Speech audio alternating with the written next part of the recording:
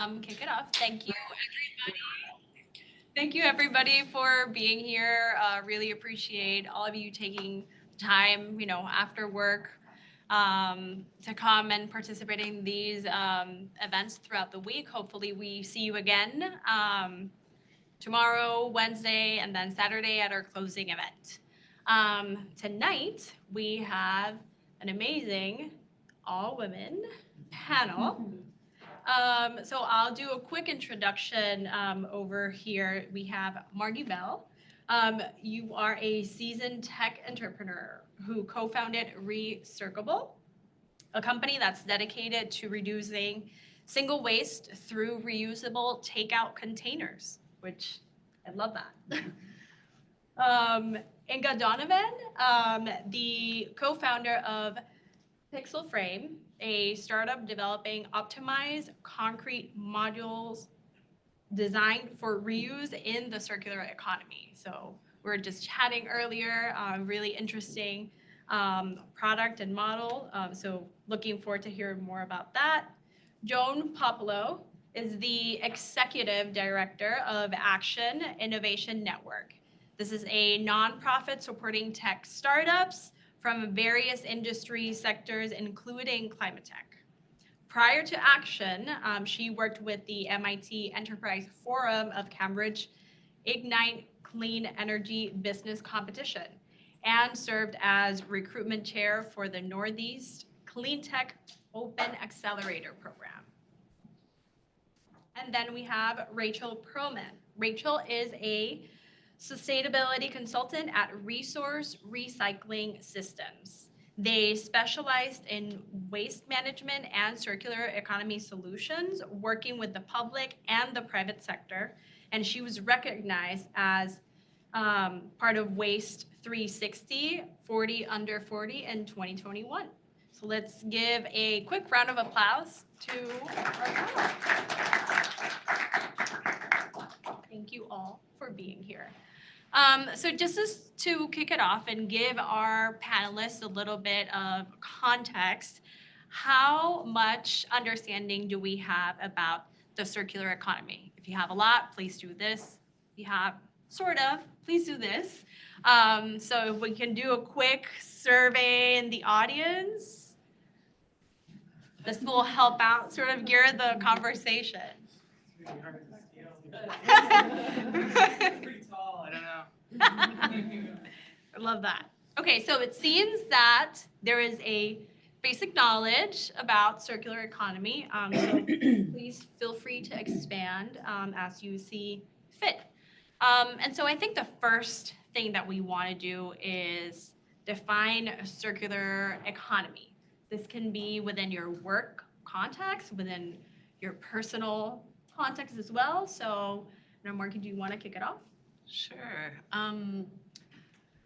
So I would define the circular economy as really sort of from start to finish thinking about the design and development of something for longevity and durability, and such that the manufacturing piece of it pales in comparison to its utilization, and really about thinking about the full cycle so that at the end of life of an item, whether it's when it's gone through repair and really is truly at the end of life, it can be recycled back into a similar purpose. So for me, traditional recycling isn't necessarily fully circular, but really that pivot of making sure that something really is staying within its realm of purpose for as long as possible. Yeah, I like how you mentioned that, recycling is not necessarily fully circular, right? Important, but recycling alone will not save us. Say that for my Mass DP people Yeah. out there. It's really important. Keep recycling. Yes, but please. Also keep designing so that we put them out of business. Rachel, do you want to go? Yeah, well, I work at a company whose website's recycle.com, and I agree with Margie. So recycling will not solve our problems in isolation. So like from an academic sense, I would say a definition is like successfully decoupling economic growth from consumption. But in a practical sense, it's like getting away from the like take, make, waste to reusing products, having sometimes like products as, or like services as products, products as services.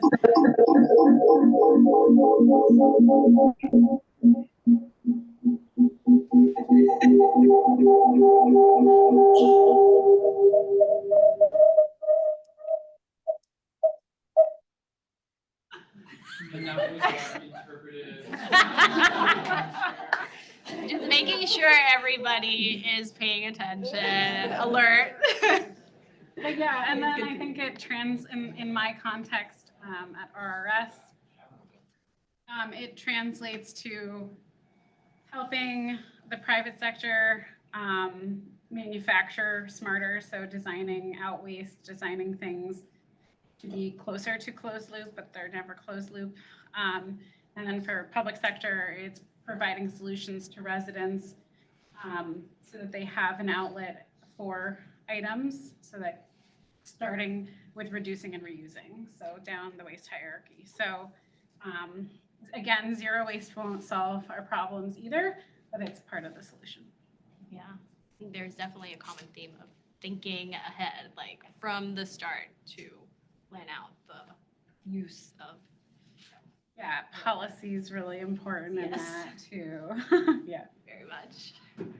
Inga, do you want to? Yeah, sure. I've been thinking about this since we all talked, and yeah, kept me up at night.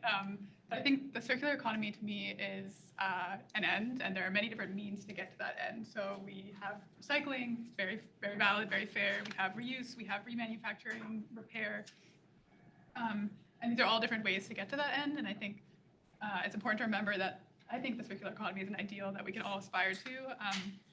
But for me, at least in my own work, the word that I really land on is reuse, because to me, that kind of points to the most compelling one of those like subcategories under the umbrella, which is reusing something for its original intended use, because that usually means we spend less energy on remanufacturing or on transport or on any other kind of carbon emissions associated with that thing that we're reusing. So reusing it in its originally intended purpose is kind of like where I like to land on with the circular economy. Love it. Yeah, I do like that you mentioned like the local aspect of it, right? Like reducing the transportation too is something that sometimes we don't really think about. But yeah, thank you. Joan, how do I add to all of that? Pretty much said it all, but I think of it as well, it's really like an economic model that is regenerative by design. I think that's expressed by all of you as well, with all those R strategies included. We call them R strategies, but I think from the purposes of, you'll hear a little bit more about what we're doing in our organization, but from our perspective, it's really about getting early stage companies to think about this kind of a model for their business model from the very beginning of their start, so that they can anyone designing a product will be able to design for circularity and design for that product to have reuse and another life and complete the circle. So that's the way we see it. Definitely. Have you seen, like, how have you seen these examples in real life? Is there any zero waste or like circular economy examples that you can share with us? Joan, you can start. Yeah, well, I sort of, have my ears perked for this. We deal with a lot of early stage companies. And so as I look at the number of early stage companies that are out there and those that are doing things that are on the line of being circular, I sort of make a note of them. I have a couple of favorites that I'll just share. I know. Please share. Speaking of one, it's actually a company out of the Netherlands called Actual. Maybe you've heard of them. They are in the interior design space. And what they do is, in terms of interior design, they create these large-scale dividers for large spaces, all done in 3D printing from plastic material that can then be taken back down, remelted, reconfigured, and reformed into new. There's a wonderful company. So that's, I have to say, is one of my favorite companies that I follow. Then there are a couple more local companies that we're seeing doing some things like plastics recycling, but really on the circular level, in that they're collecting laboratory waste, plastic laboratory waste out of, research labs and hospital labs and so on. One of them is called Green Labs Recycling. One of them is called polycarbon, just to name a couple. But they are actually taking the waste, and a lot of the medical waste, of course, is contaminated with biological materials. So there are ways of separating that out and melting down the plastic to make other plastic items. So there's a circular framework to that. So that's just a couple that I'm aware of, and I'm always looking for the new companies that are doing these cool things. And that must be especially relevant in here in, greater Boston, just with the whole medical community, life science popping up everywhere. So I think that's, really, really interesting, really good example. And what you bring up about being able to separate from hazardous or contamination for the rest of it, I think that's also really interesting to know that it can be possible. I just think of myself recycling at home and cleaning up the containers, trying to prevent that. So, Right. nice. What I find inspiring is that the large corporates are eager to partner with them to give them piloting opportunities to do that. And that's what we really like to see, is partnerships for innovation. That's great. Thank you, Joan. Igne, do you have any examples that about zero waste or circular economy? Yeah, my company. Maybe something. Yeah, I mean, sounds I don't know. familiar? I think that there's multiple different scales at play here, and it's super interesting. Just to throw out some stats about the concrete industry, is responsible for 9% of global carbon emissions, cement alone, which is a staggering number. And by 2050, there's going to be more mass of concrete than the total weight of biomass on planet Earth. So this is just one of those materials for which the demand is accelerating exponentially. That's kind of where our mission came from in creating a fully reusable structural framing system. It's kind of the example at the top of my mind, of course. But in the building industry in general, we're seeing a really big push for circularity, just because I think the architecture, engineering, and construction sector is 40% of global emissions, so also a huge amount. This is something that we were talking about this, but it's much more prevalent in Europe. But the reality is that there are regenerable materials which can be used in building, like timber or straw or earth even, but there's not sufficient materials to build with regenerative materials only. So we also have to think about materials that can be put into the global stocks in buildings and then can come back out and be reused. There's lots of cool companies doing that, but I find that in the concrete industry in general, people are a little bit less, there's less innovation happening because it's seen as such a toxic material that nobody wants to touch. Do you see budget constraint, resistance towards budgeting and? The biggest thing I actually see is a time factor. Circularity in general is a slower process. We have to be patient. We have to wait for things to come back. If you disassemble something, it takes longer than just demolishing it and sending it to landfill. And so there's kind of, that is a huge budget thing, because on a construction site, every day is tens of thousands of dollars. So there's kind of this whole mind shift that has to happen where we can slow down, take the time to take something apart, to return it. That's kind of why our system is designed to be as fast as possible, but I still think that there's kind of urgency with which a lot of global commerce happens that has to slow down a little bit to accommodate circularity. Yeah, I agree with that. Any examples in your area? Yeah, a lot. But I mean, just to build on what you were saying, often that can be supported by policy. So if there's a deconstruction ordinance or law, depending on the level of government, then you force deconstruction and incentivize reuse. And you can kind of motivate that by historical reasons as well. So a place like Boston could work on that with kind of motivation from both a historical and environmental context. It also can create jobs. right? So that's another thing people like about the circular economy is it's creating jobs in theory and in practice. But yeah, I mean, so we at RRS, like, we kind of have a version of an accelerator called Next Cycle. And so we work with a lot of companies in Michigan and the state of Washington. But I guess the thing I would maybe call attention to, because we work so much in packaging, is the movement towards extended producer responsibility, which is a form of policy encouraging circularity through assigning responsibility to producers of a product, including packaging in the case of packaging, to take responsibility for the cost and sometimes carrying out of end-of-life management for those products. So it assigns ownership. Basically, the consumer is taking ownership temporarily, and that concept really creates a lot of the infrastructure needed to accomplish a lot of our goals. So we know, we might get to this, in the organics world, there's a lack of infrastructure here in Massachusetts for managing organics, so we don't have enough composting capacity. But if you had producers required to do something with their materials, they might actually invest in that here. So I think about it from both a private entrepreneurial perspective, but also a public policy perspective.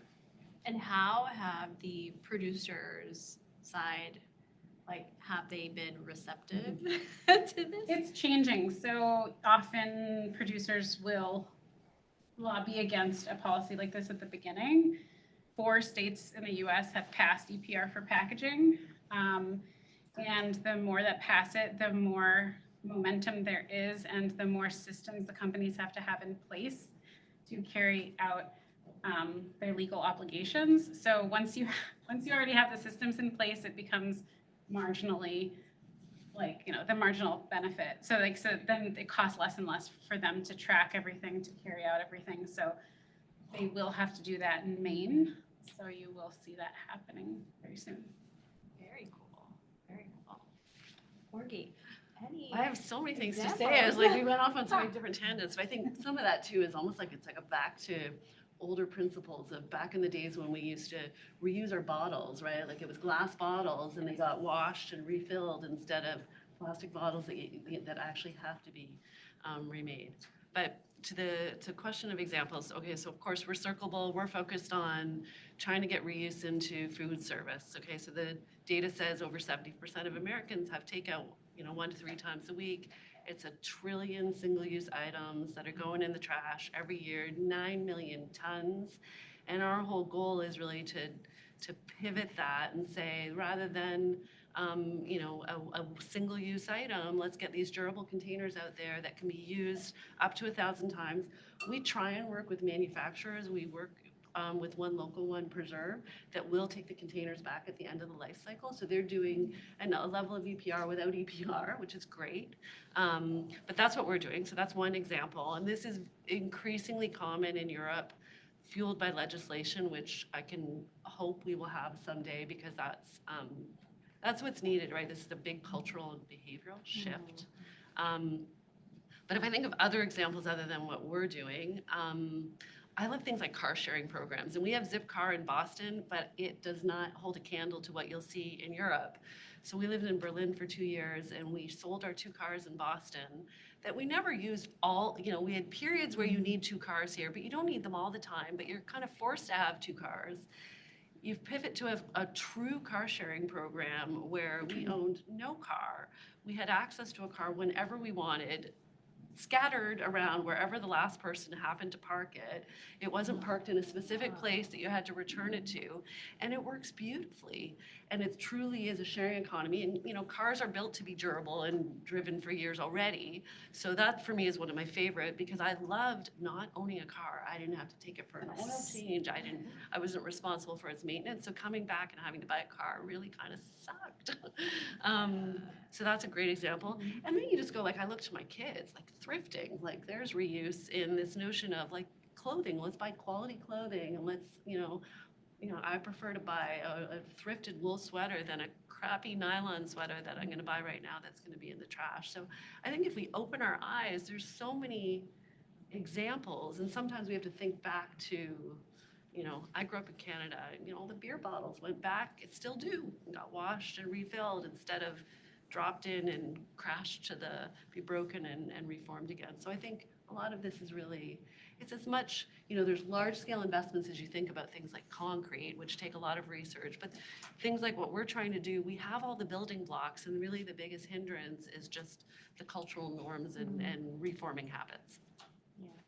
Very true. I'd like to encourage the crowd as well. If there's any questions, comments, please let's make this an interactive, conversation. So feel free to raise a hand. And yes.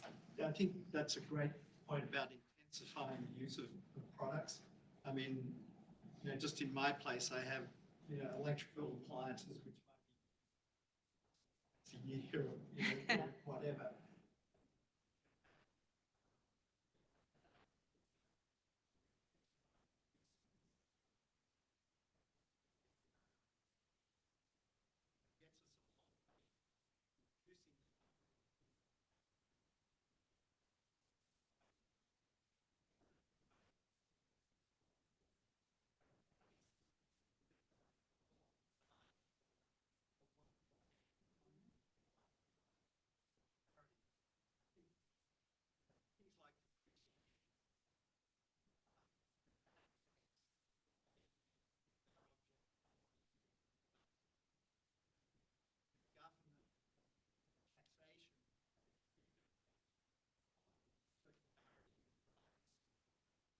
And I don't know if anyone has any links to the government or what. You know, I think that is another, you know,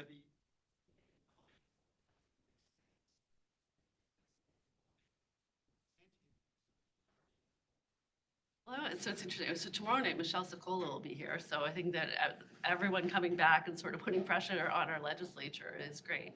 But I was going to say, you know, when you talk about that, like to me, like the circular economy is the sharing economy, right? And going back to my car sharing example, the thing that's really fascinating about the way they were operating in Berlin is they were actually run by BMW and Mercedes. So this was the manufacturers recognizing that this was a recurring revenue stream, right? So you think about it's like it's the car as a service, and so rather than selling a car once, they were basically selling it to us by the minute. So it made good business sense as well as good environmental sense. well, I think that's into a service rather than a product. Exactly. So, you know, that.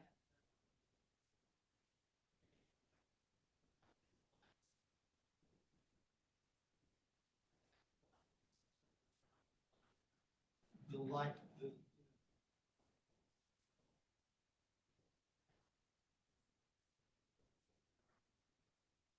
I was going to say one more thing, and then I'll let other people talk.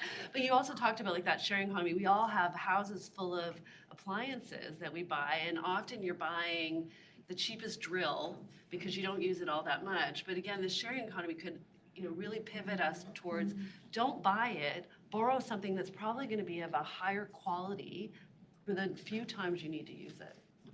And that's starting to happen at like the library, like libraries things, but it's really just starting. And a lot of people don't use the library. So. Joan, you That wanted was to? exactly my point. I was going to say our town has library of things, and I've gone to use things, and I think it's such a nice idea. And as an extension of that, or maybe a shrinking of that, I know just in our neighborhood, we have a neighborhood thread, you know, that and people, it's like, do you have a cup of sugar? It's like, do you have something I can borrow? And we reach out, and it's through the whole town. Does anybody have this that I can borrow? So it's really, it's neighborly, number one, and it's also very efficient. Well, that actually brings up another point, which I've thought of, which I think it's easier to execute circular economy ideas with density, population density. I think it gets harder the more suburban sprawl you have. And with rural communities, you often have reuse motivated like by necessity. So it's a kind of different version of circular economy. But like that suburban middle ground, which so many Americans live in, is not set up for a sharing economy, unfortunately. And so there's this bigger question of like transportation and to the point about emissions, as someone who's like very evidence-based, I look at certain circular economy businesses, not the ones here today, but like other ones where there's a ton of mail back. And I really question actually the climate impact of those systems. So if you're sending a piece of clothing across the country for reuse, like, is that a net negative or a net positive? Exactly. And so I think density is this really important factor to consider. Yeah. Density and logistics. I think that's a really good point. I just want to tie that to the historical example. I've done a little bit of research in this world and in the building industry as well. And yeah, you're right that circularity originally came from scarcity. You did not have the option of throwing things away because you need to use them, and in a lot of places in the world we still see that. And I think it's also like super important to acknowledge that linearity is a modern invention, you know, and like I think a lot of the times we get super focused on innovation and like what are the new ideas here, and like this has all been solved before. So I think a big part of like what's been exciting to me in my work has been looking in the past, looking at building technologies like that are indigenous to certain countries, or like specific materials, how have they been used, and in many ways we're like coming full circle back to that, and I think it's really important not to forget about that. No, I definitely agree. And especially with, I feel like the necessity part of it, right? Like, I guess cycle styling started very like early on just with me, you know, buying secondhand furniture and like furnishing my own apartment with reused furniture, or like repurposing things within, you know, a hamper can be a coffee table and sort of that thing. But I've never thought of it really as a business until like later on in life, which is like, oh, why didn't I just think of this earlier? But yeah.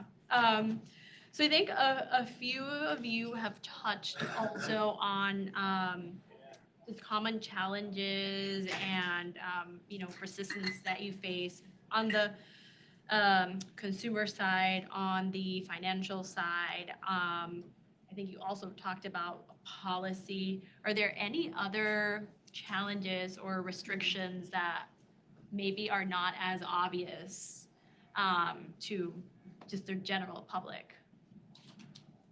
I can hop in on one.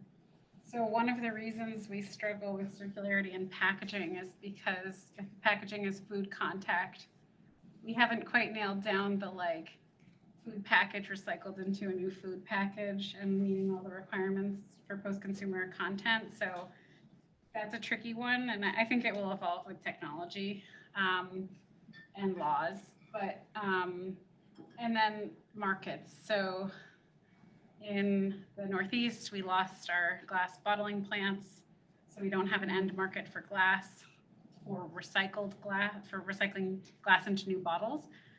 So much of our glass goes into building materials or roads, which could be considered a form of recycling or downcycling or whatever you want to call it. It's certainly not circular. As we know, or most of the people in this room know, glass is like one of the most circular materials in terms of technology. So like glass can be infinitely recycled. So I think as in terms of barriers, like markets are huge. And in our work, and probably yours, a lot of it's development of markets. It's like making an end market exist so that it can drive the industry. Love it. How do you, I guess, are there any like highlights or of benefits like financially, job creation that you've seen in Boston?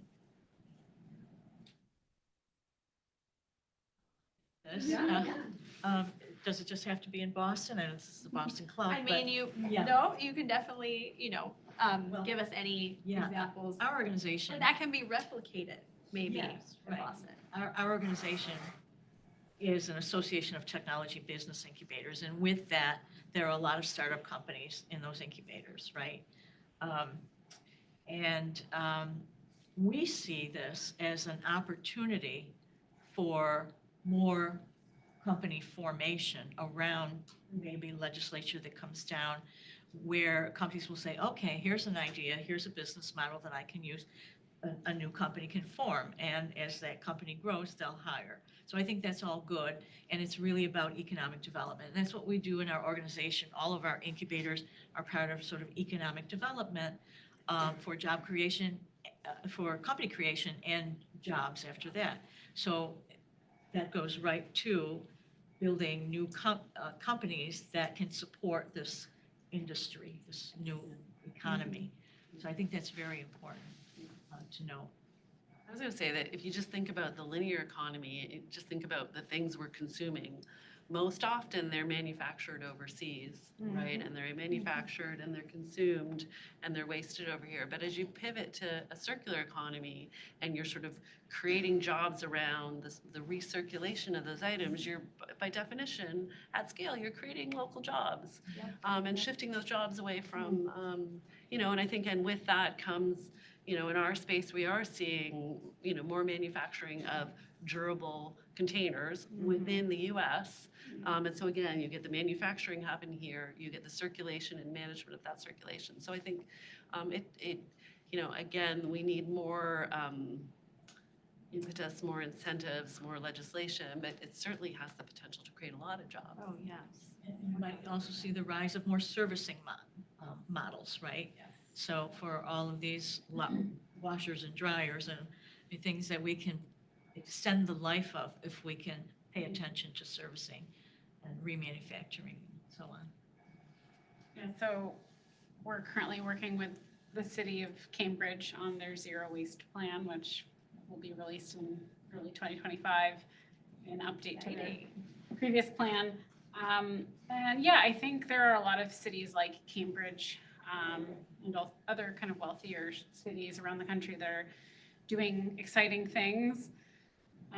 So I can say this because we just had a public hearing, so this is public knowledge. So one of our strategies that we're recommending is mandating food waste diversion within Cambridge for all residents and businesses. So it's not gonna, so that food waste ideally is minimized, right? So ideally you're doing food rescue, but we know that there's a huge climate impact of food waste, and that food waste is very heavy.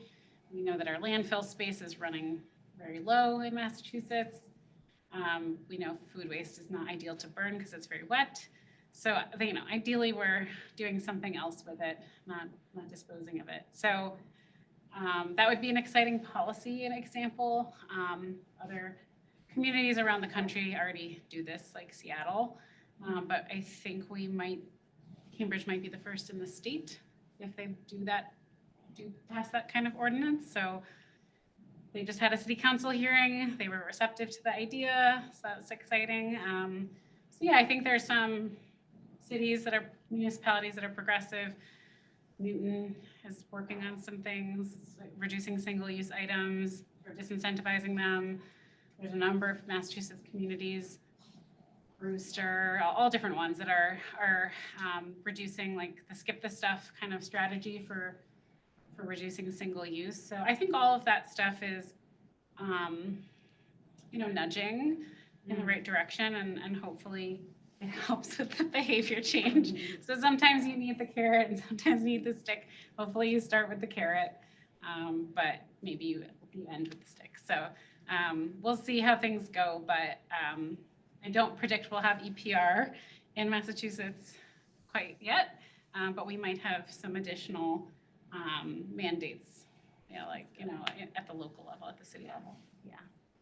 That creates that push, I guess, like one of Yeah. the uniqueness of the region, like Boston, greater Boston, New England region, is having that receptiveness, I guess, from local. It's very municipal driven Yeah. state, yes. right? So a lot of things happen at the municipal level. So If one town really wants to do something, they might figure out a way to do it. Nice. And if one state wants to do it, those legislators might figure out a way to do it. I just want to throw in another example that we're aware of. We actually had a webinar with some key people from around the country who were doing some things, and someone from the city of Austin, Texas was on. What they have actually done is they have an incubator dedicated to companies who are building circular companies that then will have the opportunity to pilot within the town of Austin. So I think that's a really great way of integrating that whole thing and showing their support for this. Wow, and that is really a great advantage for these businesses and also just to consumers in the region. That was actually, one of the questions, like what are the Boston, New England, Northeast region advantages? And I feel like this is a perfect example of that. Well, and the universities, so many universities are here in New England, like a lot of interesting stuff comes out of MIT. So I did my graduate work at MIT. You came out of MIT, I think. So, there's a lot of exciting ideas here that can be captured. But, also to your point, not everything has to be high tech to be circular. There's a lot of really basic models that can increase circularity. So I do hope to see that expand. We've also worked with the Boston Housing Authority, so public housing in Boston, this past year on their waste challenges, and they are not ready to quite think about like circularity, but more what I would call sustainable waste management or sustainable materials management, and sometimes sanitation challenges. So I think you do also have to meet communities and businesses where they are. So, they might not really have a choice in their biggest issue might be rodents or illegal dumping, and that means that they can't really worry about procuring reusable items. They need to worry about sanitation and public health. So I think you have, and equity issues, and access. So we at RRS don't think that that's a bad place to start. Everyone will kind of catch up maybe eventually, but you have to meet, in our case, the client or the business or the government entity where they are. I agree. And I mean, even at the consumer level, perfection is not the goal. I don't think perfection is even reachable, right? But if we do actually do smaller steps, both as consumers, as businesses, and even as government, we can collectively create much more of an impact. So anybody of you who are thinking that you can't do something or that it's not worth it, rethink about that. Yes, I saw a question.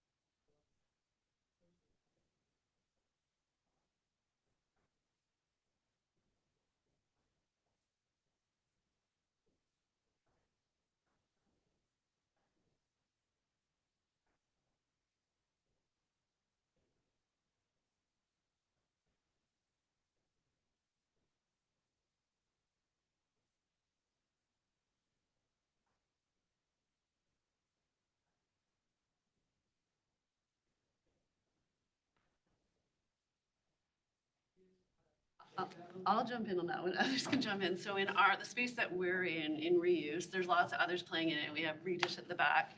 and you're right, a lot of people out of businesses out of necessity will pivot to where the money is to get the scale and we are one of the crazy ones that has not.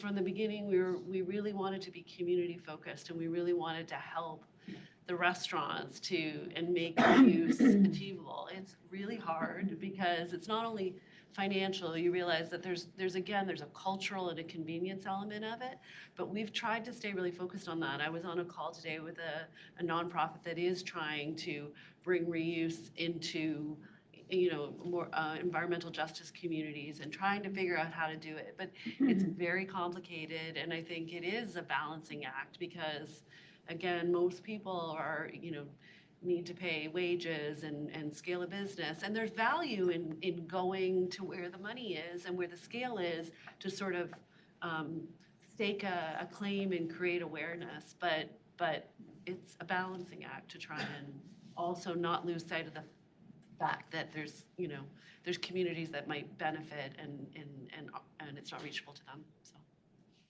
Yes. Yeah, I just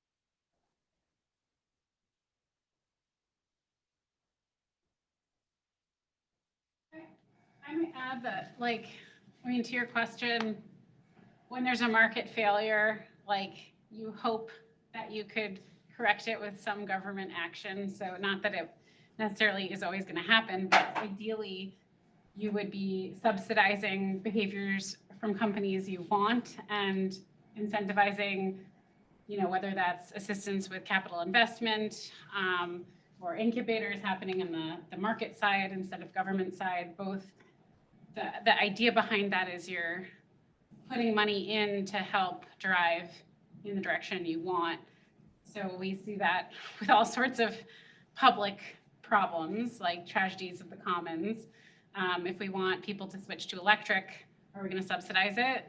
If we want people to switch to reuse, are we going to subsidize it? So, yes, I do care about policy and think it's part of the solution, but I recognize it's not always feasible. But I do think if we as a society really want to incentivize businesses to follow the sustainable path instead of the lucrative path, which especially if they diverge, is you need to give them a financial incentive to do so. Sorry, I have kind of a basic understanding of this, so maybe it's a simple question, but I see circularity as kind of on a longer time scale in terms of the benefits you get from it. Is there any kind of arguments you make either to policymakers or to businesses or manufacturers that you're trying to get to switch, or when you're starting your own business, for economic benefits on a short-term scale? Or maybe I just misunderstand. Yeah. No, I think in reuse and what we're doing, there absolutely are benefits on a short-term scale. So if you look at, like, when we started out Recirclable, middle of the pandemic, kind of a crazy time to decide you're gonna start reuse, but there you are. And as we started to talk, here we still are. Yeah.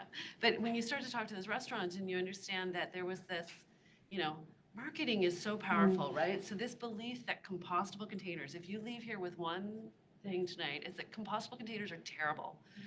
Better to be using single-use plastic. If that's a shocker to anyone in here, come and see me and I will tell you. Or Caroline, or Ulrika at the back, and I'm sure many of you. Terrible, right? But it's crazy because you think about the economics. Restaurants were paying 75 cents to $1 for a compostable container. So every time you went and got that food in your takeout, you probably didn't want to pay any more for your food. So the restaurants are suffering. That's another thing to take away. They run extremely thin margins. So if you walk in and think $18 is a lot for a sandwich, think again. I used to think this way too. You know, I had 3 kids and it did seem like a lot, but it's not. So they're paying 75 cents a container for a compostable container. So that became our mission, is how can we make reuse less expensive? They still have to take on the burden of cleaning them, but they can be less expensive than what they're paying for now. So I think in different models, like, we're all speaking at very different scales. So you're incubating companies that are in the medical space, and Inga's building concrete. But we really sort of thought, you know, Ulrika and I come from a technology background, we realized we had the building blocks already available to do something at a community level that could be economically beneficial. Still, it's hard because, again, you have the cultural and the behavioral norms that really increasingly are the challenge. And then back to that, like, that's where I would, like, we need legislation. Like, I just believe, so also full disclosure, I'm Canadian to begin with and I've lived in Europe. So I find this town by town so bloody weird. Like, again, I know this is recorded, but anyone here who's met me before, I have this rant. Like, it's so inefficient. Why do we reinvent the wheel over and over again? So everybody come tomorrow and tell Michelle Sokola, like, fight harder at the state level. Like, I want it at the federal level, okay? Like, that's what happens in Europe and Canada. Like, this town by town is ridiculous, and that's what slows us down. My last thing, and then I'll shut up. Vital in Germany, so Germany has legislation. They had a nice 2-year runway for reuse in our space. They've done over 10 million reuses, and anyone who's in the restaurant space where we are in the open, like, you're hard pressed to get tens of thousands a month, and they're at, you know, millions. It's legislation. Legislation said it had to be available everywhere. And so you really need that stick, ultimately. I mean, because I just think humans, we're kind of stupid. Now I'll stop. I think another argument is job creation. Like, this isn't taking away jobs, it's typically creating additional jobs for businesses.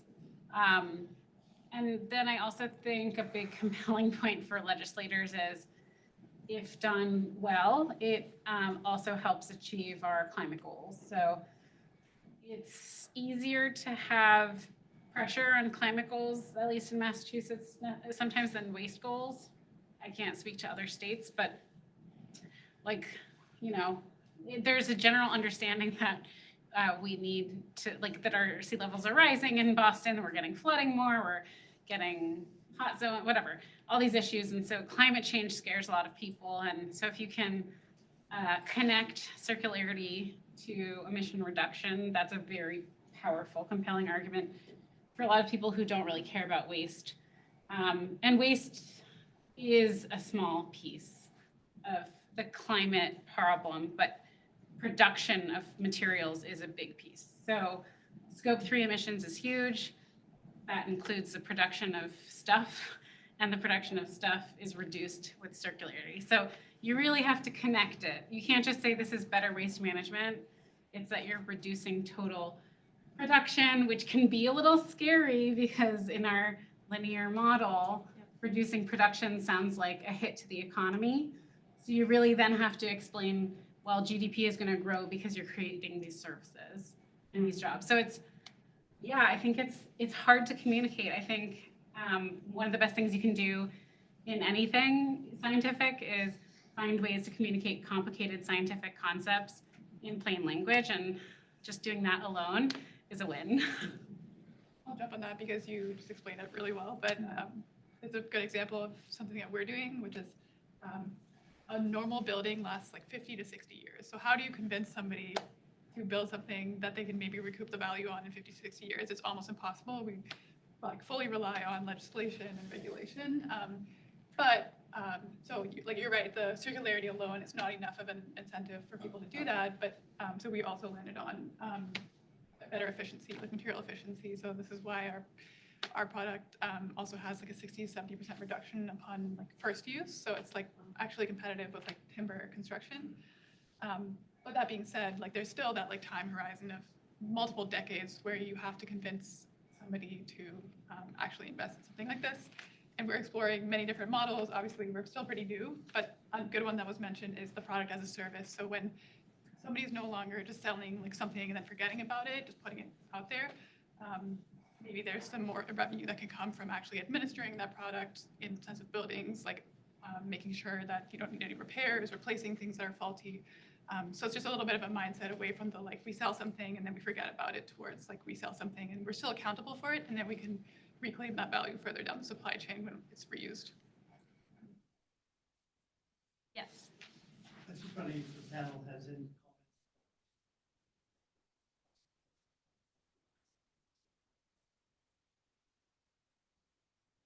I mean, sometimes if done poorly, it creates inequity.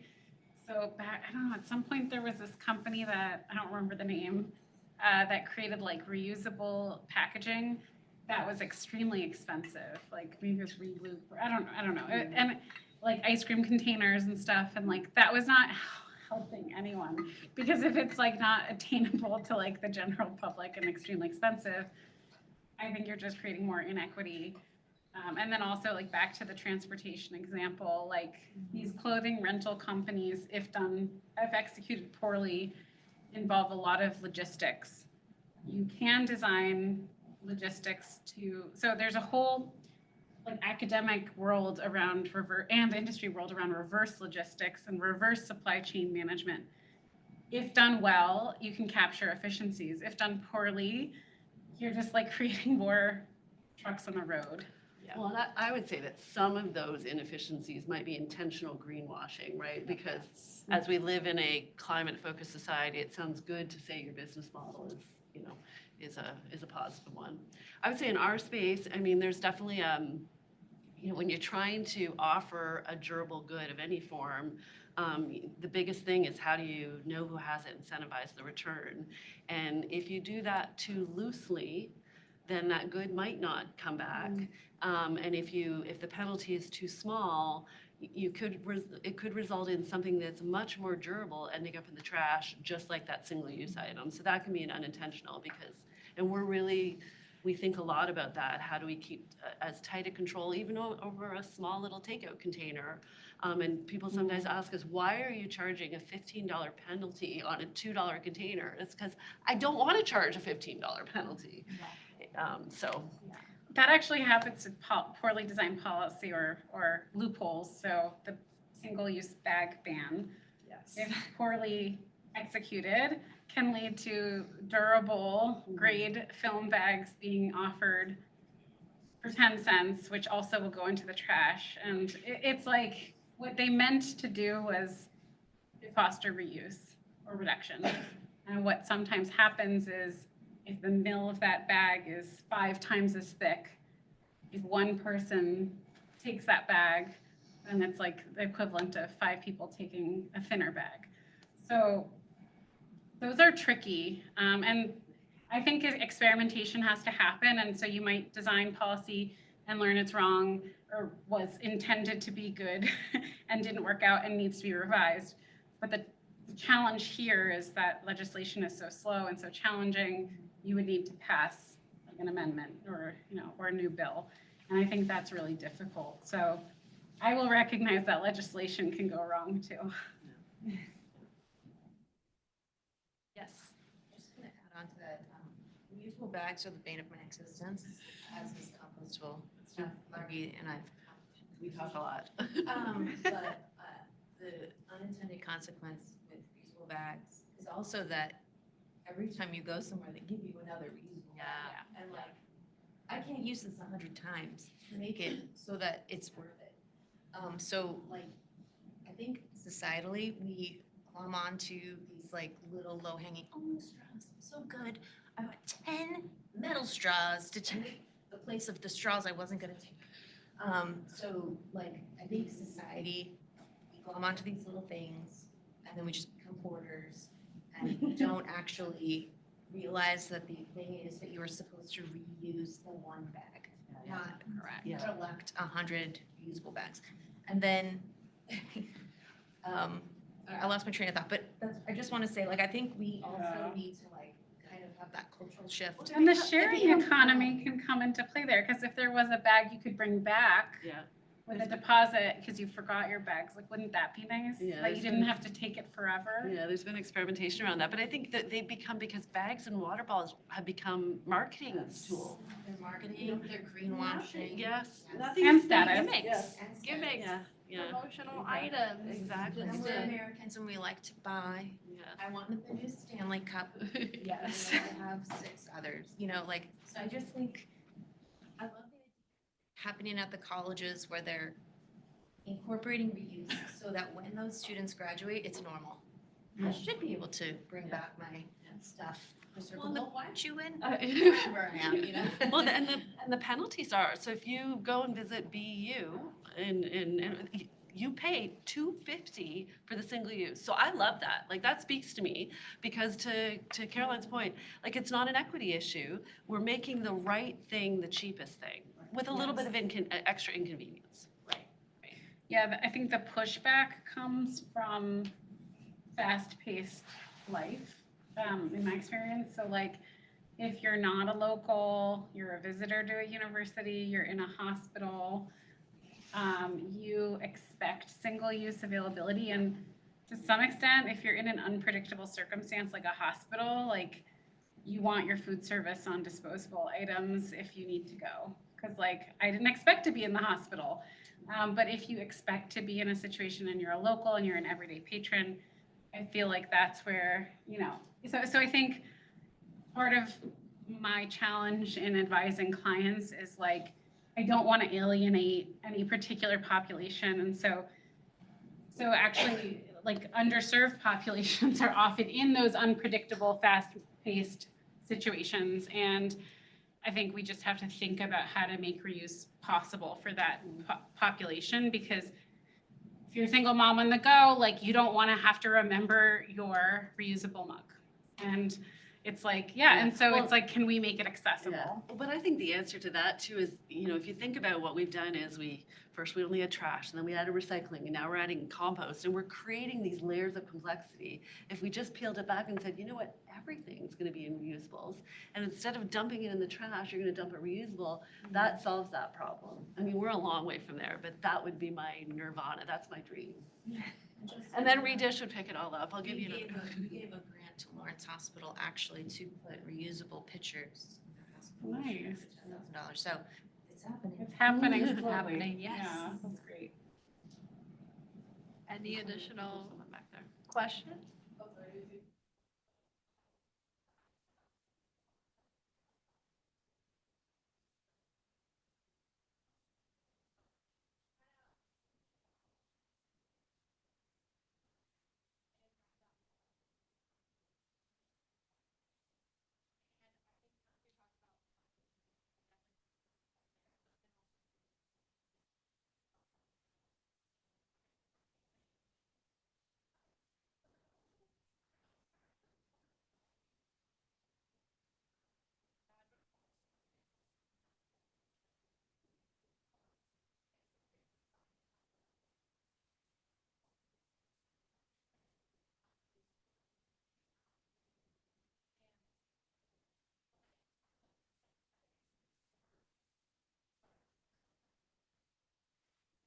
One of the arguments for focusing on straws is that, like, it gets people to start to think.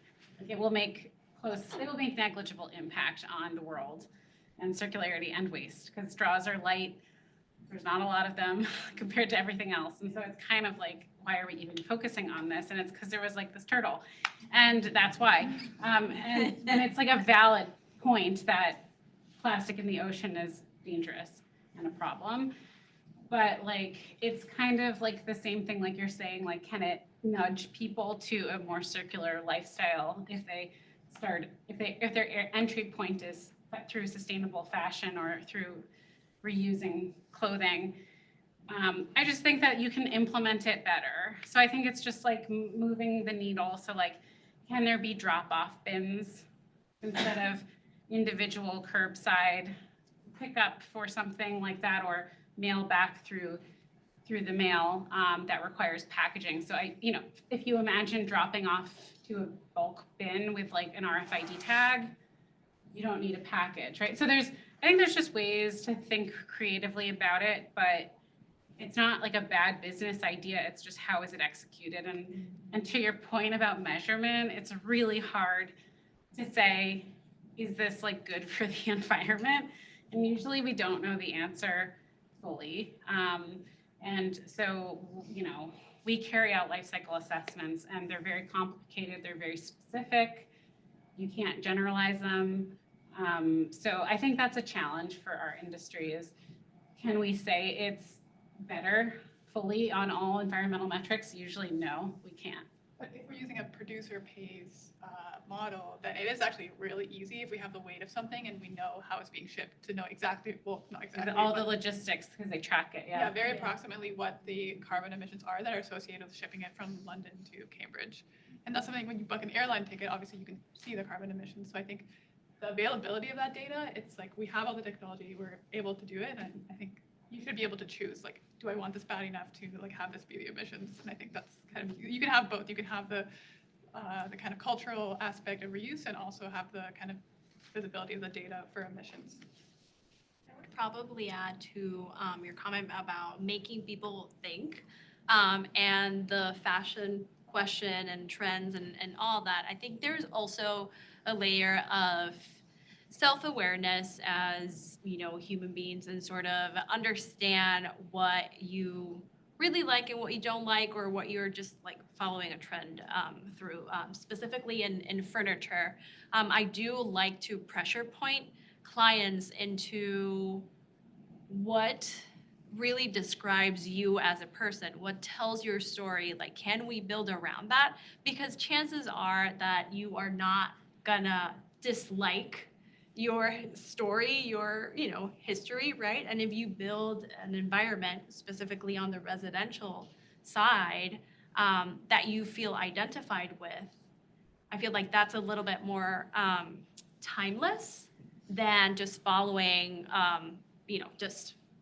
furniture trends or colors. So I think to your fashion point as well, I think there's, and maybe this is like super deep analysis, but there is a layer of like, as a human being, do I know myself? Do I have that self-awareness? And do I want to wear this color or this other color because I like it and it truly tells my story? Or is it because I just saw it on Instagram ads and, and it's difficult, right? It's difficult, but just some food for thought there. Into the psyche. Well, yeah, I mean, like the fashion industry is one of the most like classic example of constantly changing things to make people buy more things. So it is a rethink of the business model.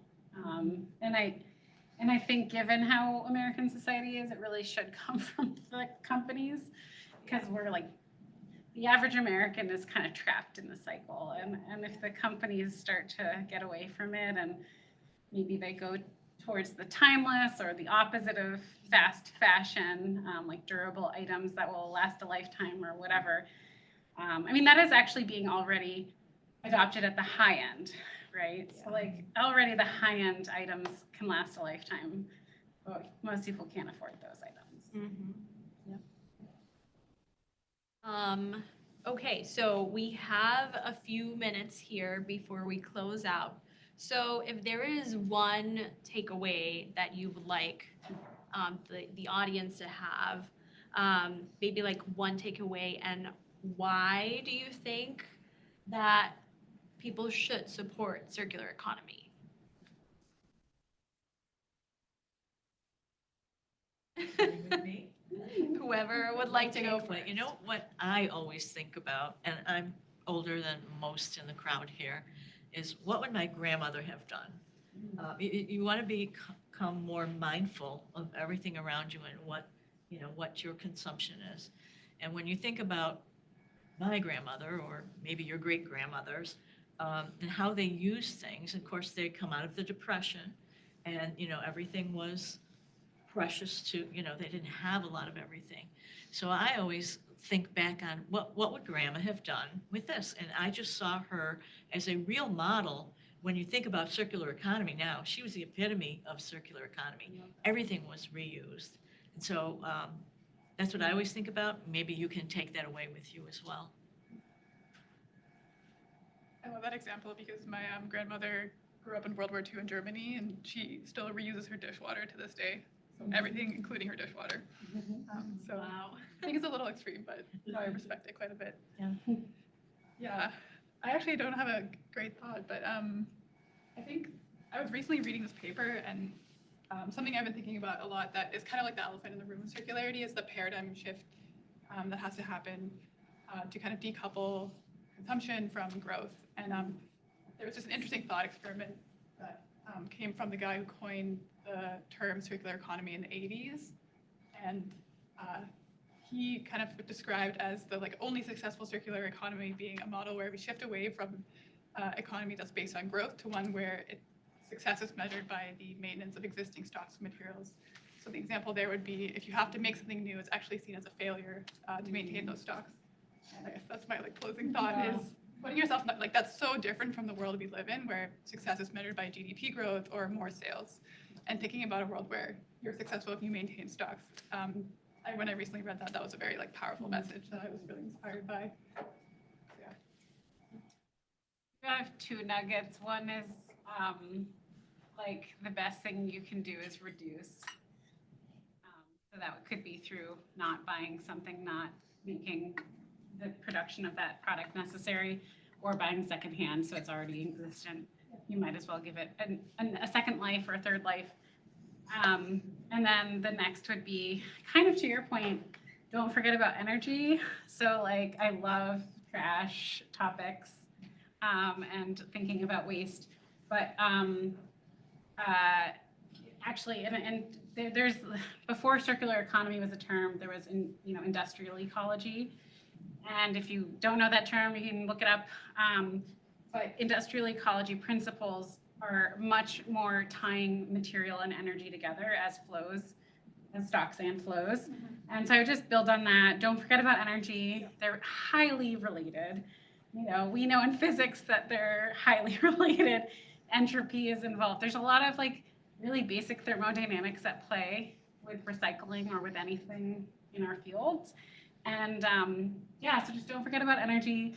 Try to be together in the solutions because waste, again, dealing with waste challenges alone won't solve our climate problems. And at the end of the day, in my opinion, the climate problems are the most pressing. So I think just working together with energy. Yeah, oftentimes the recycled products actually use more energy than the new ones because the new supply chains are so dialed in. So it's important to look at that, I agree. I think it was something very simple, which is we all just need to slow down. So if you just think about, again, coming back to this food service space, there was a time and a place when we actually sat down and we had our cup of coffee in a real cup and had a short conversation. And again, if you go back to Europe, you see a lot more of that. It blows their mind, the idea that you're going to grab a coffee and go, because it is about community and connection and just pausing. And I think that doesn't just apply to the cup of coffee you're going to drink. It's making that decision of, do I need to buy a new outfit or a new car or a new anything? Just slow down in all of our decision making, and maybe that helps just a little. I agree, definitely. Do we have any more questions from the audience before we wrap up? No? Well, big round of applause for our panelists. I enjoyed as much as I have and the panelists have. We will be now doing the raffle. are you gonna? Yeah, just a few quick things. Thank you again. Let's have a loud round of applause for Panelists. Yeah, thank you so much for being here and kicking off Circular Cities Week with us. I want to share before we go into the raffle. I can't help but share a couple of thoughts from the panel, and then I'll share what events are coming up the rest of the week as well. I think I just kept hearing this theme around culture, and it kind of makes me wonder, and one of the questions that I was kind of thinking about in terms of defining circularity is like, is circularity the term that we want to use, or how do we embed circularity with other traditions and words, and where does circular economy exist where we're not saying circular economy exists, like the example of grandmothers and sort of their habits of reuse. And so much of that seems about like culture and tradition. And so how can companies that are innovating and developing new ideas and products lean into cultural traditions and use that as a way of thinking about their participation in the economy? So that's where my brain is at. I want to briefly say what we have coming up. So today was defining circularity.